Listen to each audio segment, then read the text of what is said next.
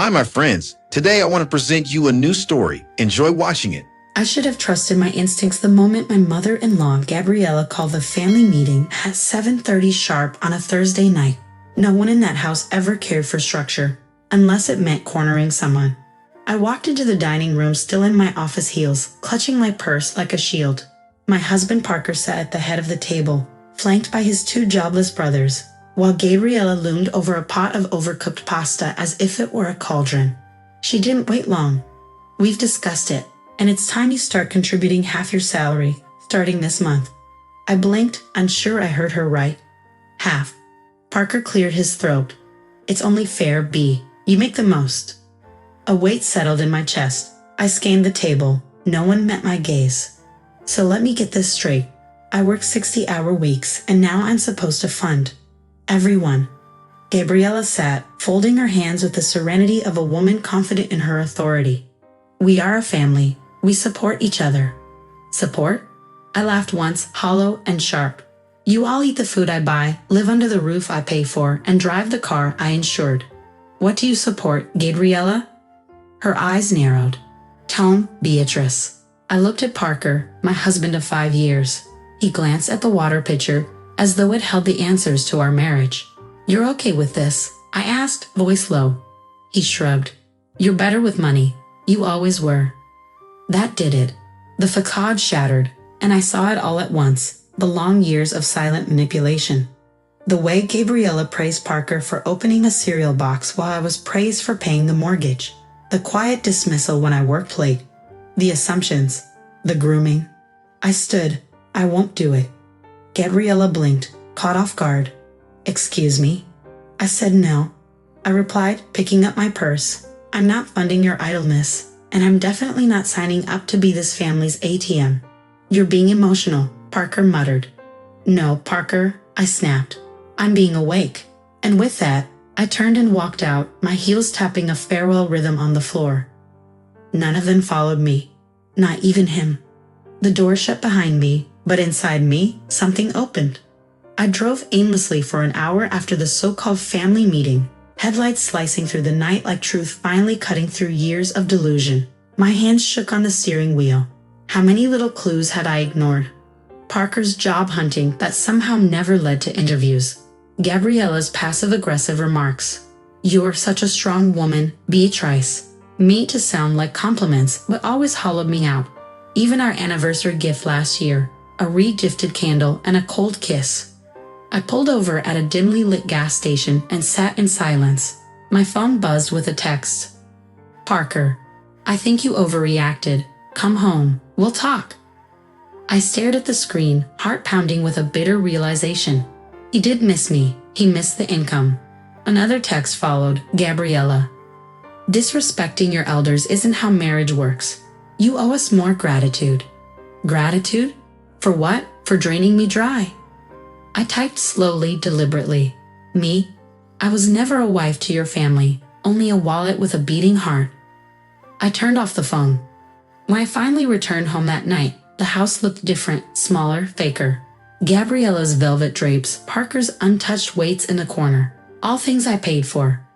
Parker stood in the hallway. "So you've calmed down." "I've woken up," I said, brushing past him. "Don't be dramatic, B. This is how families survive together." "No," I said, dropping my keys on the counter. "This is how parasites survive, by attaching themselves to someone who won't say no." His face twisted. "That's unfair." I turned to him, eyes steady. "What's unfair is me spending years trying to make a life with someone who only saw me as a paycheck." His silence was confirmation. That night, I slept on the couch with the door locked. I needed one more sunrise to do what came next. By sunrise, I had already called the locksmith. The man arrived with a sleepy smile and a toolbox, unaware he was helping me sever the last tie to a life built on deceit.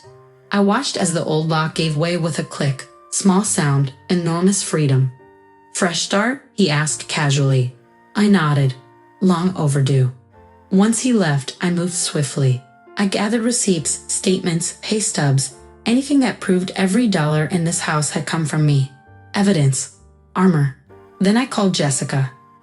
Jessica Lang, my best friend since college and thankfully, A corporate lawyer with a spine made of steel. I told her everything. You've been financially violent, B, she said without pause. We'll block his access today. Trust me. I did. For once, I finally trusted someone who had nothing to gain from me. At noon, Parker came home. He jiggled the doorknob, then pounded. Beatrice. What the hell? I opened the door only enough for him to see my calm face and Jessica standing behind me. Access denied, I said. You're kicking me out.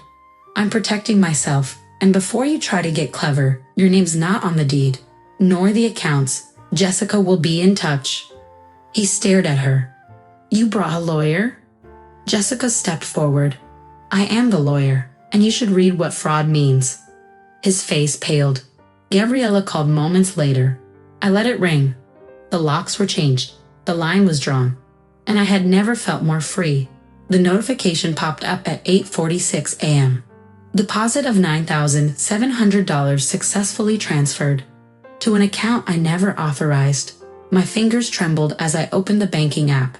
The name on the receiving account? Parker Hastings, my husband, soon-to-be ex, had rerouted my paycheck without my consent.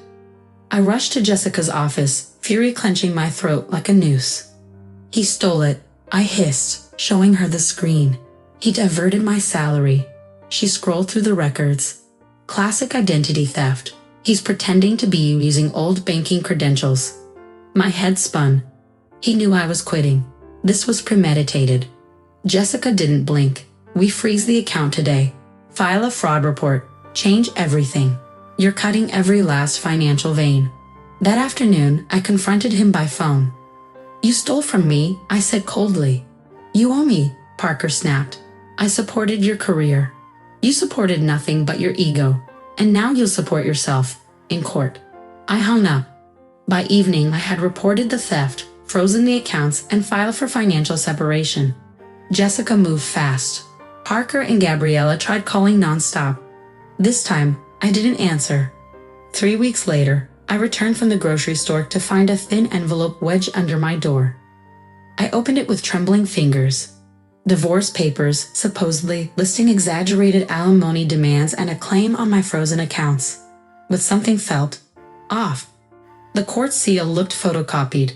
The dates were inconsistent. My name was even misspelled on one page. I drove straight to Jessica's office. She scanned the documents, her brows knitting. These are forged. Beatrice, they tried to calm the court. Again. 2 days later, we stood before a judge in a quiet courtroom with stale air and louder truths. The judge flipped through pages, his gavel clutched tightly in his hand. Parker Hastings and Gabriella Hastings are hereby found guilty of identity theft, fraudulent bank transfers, and document forgery. They are sentenced to a combined 5 years. Gabriella screamed. Parker's face collapsed into itself. She's lying. We were just trying to survive. I didn't blink. I watched them be escorted out, their wrists bound in steel. For years, I carried chains far heavier. Outside, Jessica slipped her sunglasses on and turned to me. You fought back harder than they ever expected. I smiled faintly. I fought for myself, finally. That evening, I sat on my balcony, legs curled beneath me, watching the sky blush into twilight. No more banging at my door. No more unknown numbers. Just stillness. And in that stillness, not regret, but a new beginning. Friends, what do you think of this story?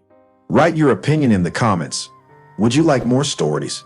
Don't forget to subscribe and hit the bell button so you don't miss any videos. See you tomorrow.